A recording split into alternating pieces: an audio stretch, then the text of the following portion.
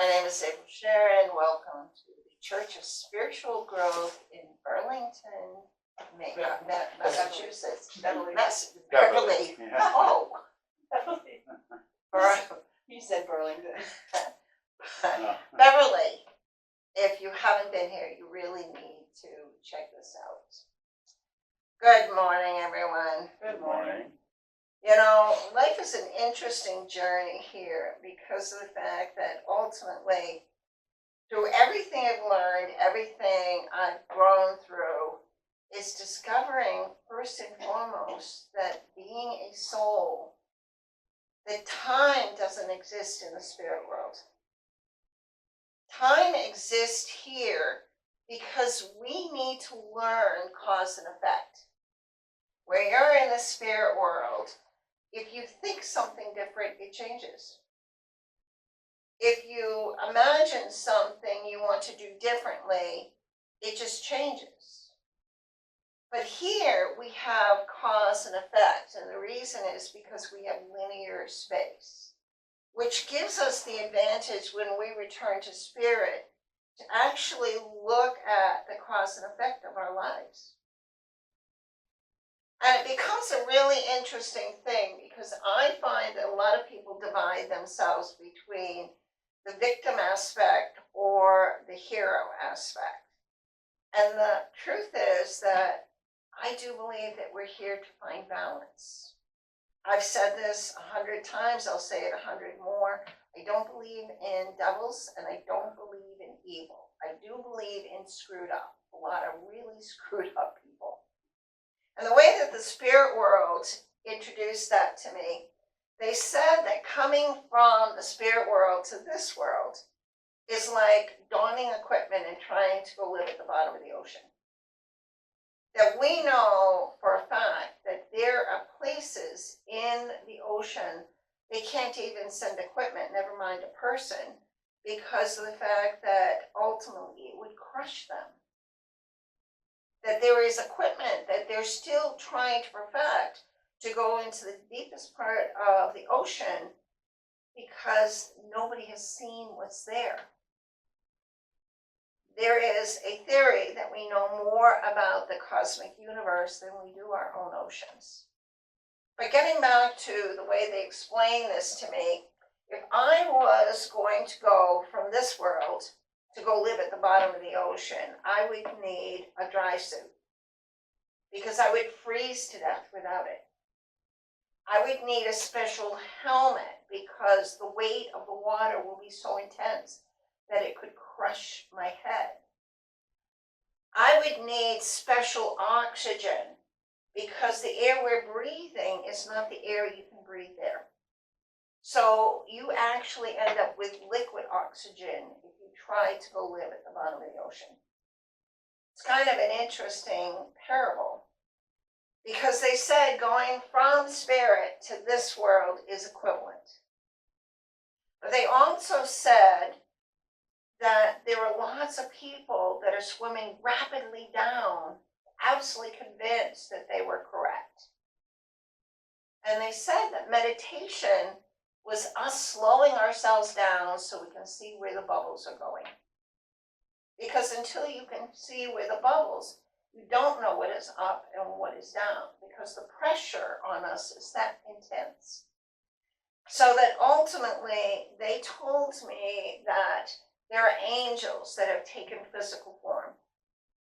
And from the knowledge that they've given me, the only angels that carry a blue color are called rescue angels. Rescue angels are angels that have come on the physical plane, walked this earth without remembering who they were. They told me that Princess Diana was an incarnated angel. And they said that the way you know that they are an incarnated angel is because everybody mourns their passing. A child dies in Florida, children die every day from abuses, and yet everybody came out and mourned that child. And part of my understanding is they send them here partially to try to shift the vibration of this plane, to lighten this plane. But also to know that when they leave this earth, our hearts are affected. You know, we have a lot of things we go into crisis over, and losing a loved one is oftentimes a major crisis. But there are a couple of things here. First, if you live to be 100 years old in this world, and I need to understand the fact that in the Bible it says that people live to be almost 1,000. And yet to make it to 100 is considered almost a miracle. But it just denotes that throughout the centuries, this denseness of this world has gotten denser and denser and denser until in 1900, if you were 40 years old, you would have been considered an old person. People got married at 12 years old because they didn't think they had that long to have a home and a family, because everybody expected that they would die young. It's kind of also interesting how mind over matter, that they set the retirement age to 65 because they thought most of us would be dead by then, and ultimately they wouldn't have to pay anybody. And they had all this extra money they can use that we earned and never collected. It's also interesting that we're living longer and longer, and they're pushing the retirement age to 70. So what do you think is going to happen? Is people are just going to live longer. I once worked for Columbia University at one of their retreats, and they had people come in from all over the world. But what I noticed, because I like observing people, is that if they came for 3 days, the first day they'd be really quiet, the second day they'd socialize, and the third day, all hell would break loose. If they were there for 3 weeks, the first week they were quiet, the second week they'd mingle, and the third week all hell would break loose. And you could only imagine when they were there for 6 weeks. But in my mind, I realized that people fill the space they're in. And I also find that people get to a point where they've had enough, and ultimately they really want to leave this earth. Now, I do believe that we all have contracts here for how long we're willing to stay. It's like, are you rolling up your sleeves and saying, I'm going to do this? Then you get down here and, oh my God, we look at our family and say, oh my God, what did I get myself into?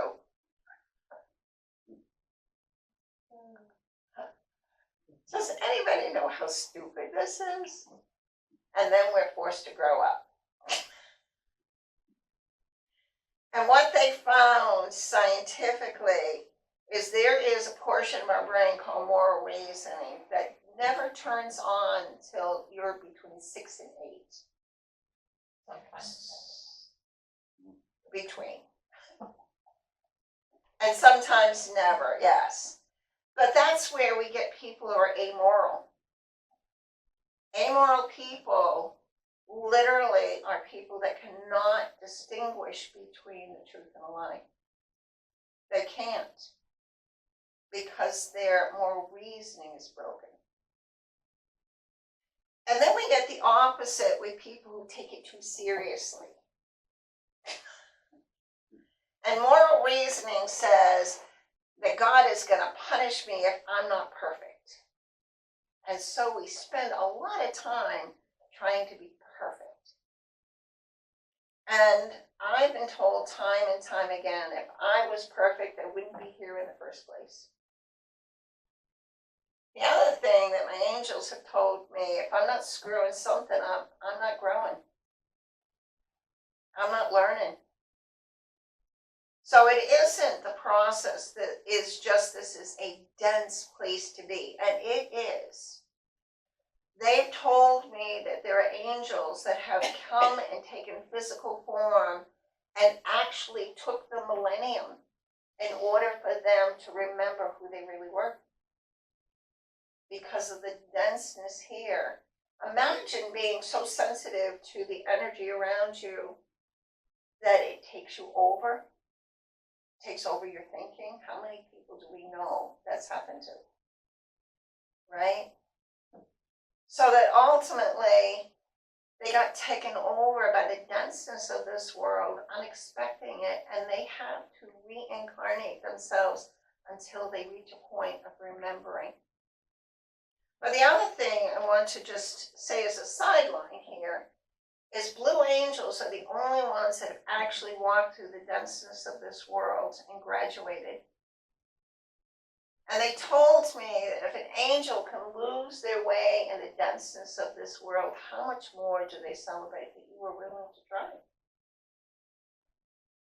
That were you just willing to try? So I believe two things. One, I don't believe in devils and I don't believe in evil. Have you ever spelled evil backwards? It's just live. If you spell devil backwards, it's lived. So for me, the only evil is the inability to live one's life, and the only devil is living in your past. The reality is that this world was designed logically. And part of that logic is everything here has its own opposite. Dark has light, male has female. We have every single thing in this world has its own opposite. Now, if we take that to the next step of reality, is that basically what that's teaching us is that we're supposed to be finding balance between all things. That female brings a perspective, male brings a perspective, and it's the joint of the union of those two perspectives. I find it interesting because they've been really pushing this on me from my guides, is that I have read my Bible from cover to cover, but they made me go back and reread the beginning of Genesis, and it says that God created light. Nowhere does it say God created darkness. And what in our scientific world are they puzzled over is dark matter. What is really dark matter? To me, dark matter is the glue of God's love holding this all together for us to learn, for us to grow, for us to understand something a little better. But I also like to stress this, is we've got eternity to figure it all out. We have eternity to figure it all out. So why are we sweating the small stuff? You know, the thing that they told me is that it's not our ability to live, it's our ability to truly be alive. To really embrace your world and recognize you're not here to fight through other people's nonsense, but to learn your own balance in everything you do and everything you are. Positive to negative says what's positive to me could be negative to you, and what's negative to you could be positive to you. It is only the perception and perspective that you have at any given time. But we are here not to try and fight through the denseness of this world. We're not here to be forced through a tough time. We volunteered, and most people really don't like that they volunteered to be here. But what did we volunteer for? To meet abuse, to hear what's going on with the world? Are we here to light our own candle? To shine our own light and not worry what somebody else's light is doing? You know, years ago, the angels I work with told me that if I went into a cave with a bright light, that everything in that cave is going to run and hide because all of a sudden they're going to think something evil came in. You know, we cannot have light without dark. We cannot have balance without positive and negative. We cannot live a life of growth and understanding by condemning ourselves for every step that we take. You know, I almost think that God is more like a grandparent than a parent. And the reason is because as someone who has grandchildren, I can look at my daughter and say, don't worry, this will pass. It's just a phase they're going through. And I'm pretty sure that's the way they look at us from the spirit world. It's just a phase they're going through. But another big thing for me is I do believe that God does not put us here and come in and play favorites. That God does not put us here and literally step in and give somebody a Learjet and force somebody to live in a tent with their children. I remember being 6 years old at a revival for Southern Baptist. And after listening to the talk and watching what was going on, I was truly convinced, and nobody had ever said the word reincarnation, but I remember thinking there is no way that you can get through this life one time and get it all right. How are you supposed to learn all the lessons in one trip? And that you're going to be judged based on that trip. So, you gotta be good. But it's not true. There are often times that people are the pearl in my oyster. And there are often times that I am the pearl in other people's oysters. But you don't get that pearl unless something aggravates you enough to make you move, to make you do something, to make you understand something a little better. The glory is that you eventually get a beautiful pearl as long as you pay attention to keep turning it and not keep putting the spit, because it is spit, all in one place. We're on a journey, not a destination. This world is dense because generation after generation has walked through here and said, okay, God, what do I have to do and where do I have to do it so I can get the hell out of here? I want to get the heck out of Dodge. But the next generation walks right into those thoughts. The next generation, you have cemented that in the atmosphere of this world. And you never have to go to a church to receive that information, because it is part of the unspoken rules that we have here.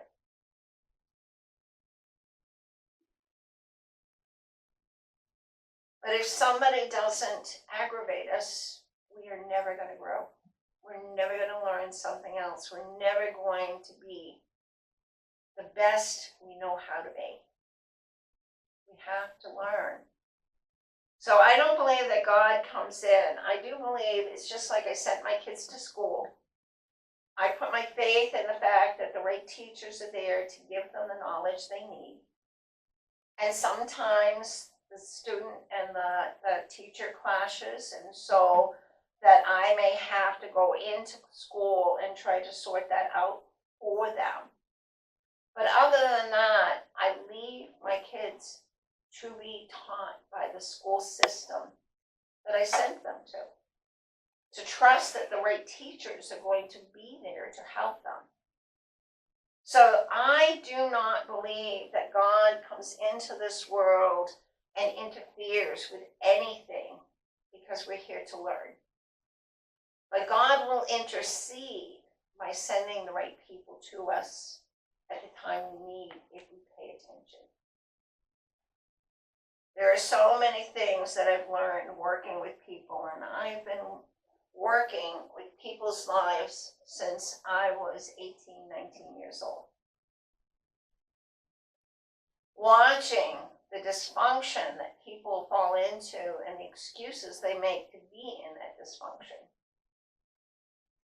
Because it's what I call the not yet God syndrome. Not yet God syndrome says, I'm working really hard down here. Do you see how hard I'm working? But we're so busy with stuff that has nothing to do with our own growth. And when you leave this earth, they're not going to ask you who your mother was, who your father was, who your lover was, or who your children were. Every single question that each person will encounter, the very first I was told, did you love the skin you're in? Did you take good care of the godchild you are? Did you honor that you are God's child, visiting a physical world, not condemned to it, not to be hurt by it? But we got caught up in the better than less than. When we started having kings and people who ruled over us, well, in order is fine, except for we were at the mercy of whoever was in that position at the time. We've got to stop trying to survive this world and start really honoring that we're here to embrace and love. We're here to embrace and grow.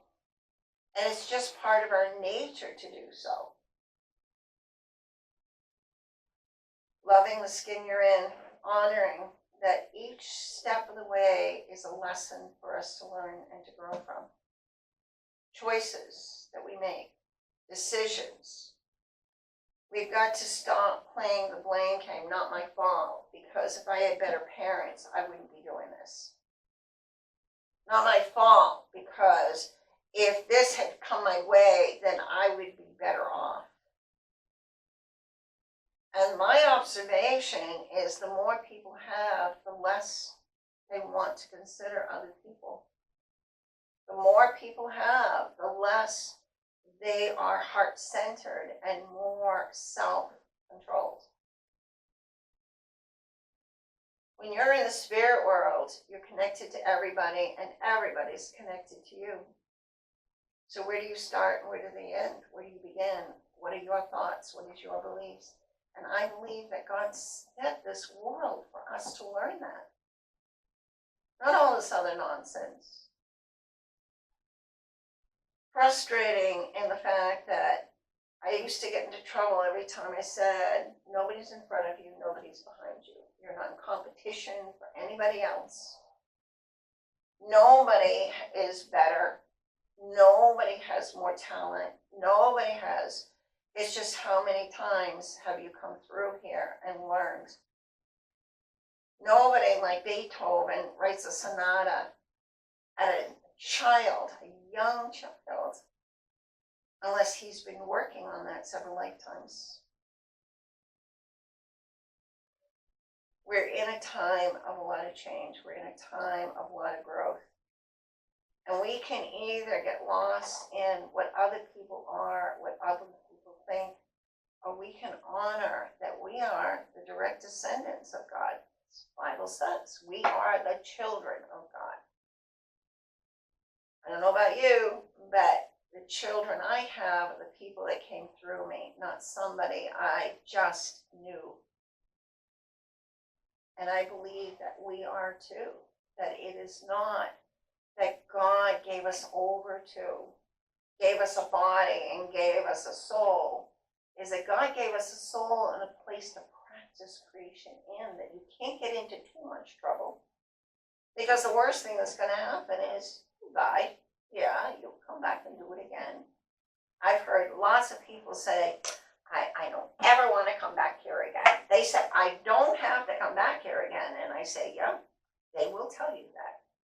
And eventually you will come back here again. But for me, it's cementing joy and laughter and love For me, it is growing to become not just a child of God, but the balance of the love I feel from the greater universe. The balance of knowing that we are more important to God than anything else. Because there was a law put in place that no one was allowed to interfere with our free will. That is a natural law that says nobody is allowed to interfere with your free will. So we make choices. How we see something changes the outcome, changes how we see it, changes how we believe it. But God doesn't have grandchildren. We are all designed, created in a world to learn from. But when we leave this earth, dust you came, dust you will return. The truth is that our body came from this earth, it's fed from this earth, it's protected from this earth. But our souls are eternal. Our souls are the part that's most important to God. And I guarantee you, God loves us all equally, the good, the bad, the naughty, the nice. Because everything has its own opposite. The same way it's bad, feels bad to be and hurt other people. And there's a cost to our soul when we do that. But the opposite is true when we're so nice and so giving that we give too much of ourselves. That also becomes a bad thing, a negative thing. So where is our balance? And that's what I think we all strive for. That's what I feel like we all look for.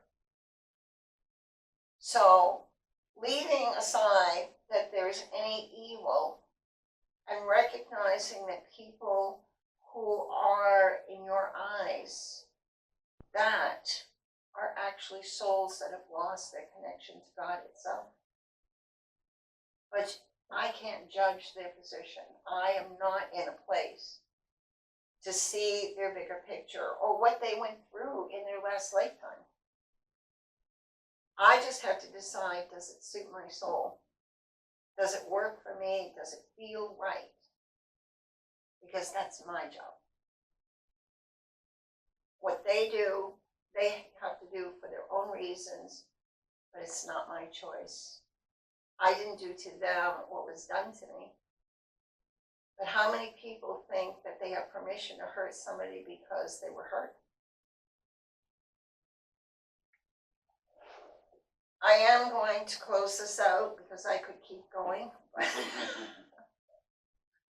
I just need to know that the message here is that you're God's child, that you hold the heart of God within you, and that you honor the grace of who you really are, blessed and a blessing, as the God in me honors the God in you.